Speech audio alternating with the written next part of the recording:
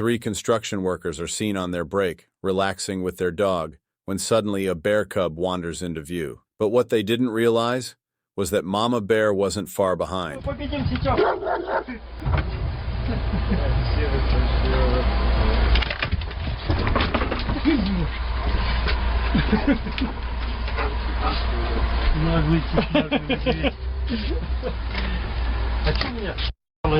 Сейчас она ему поймает.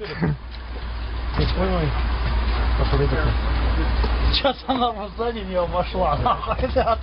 Угонем для них, куда бы пошла. Угонем для них, куда полетим. Вот, это уже не пуля. Нет места. Вот, так я уже эту всю флешку снимал. Ничего себе. For the mother bear, that one movement from the dog was all the confirmation she needed. This group was a threat. She charged, and the video abruptly cuts off. Even without the rest of the footage, we know exactly how this ended, and how horrific it truly was. The following day, search teams arrived at the site and discovered the bodies of the three Russian men, brutally torn apart. As for the dog, it didn't survive either.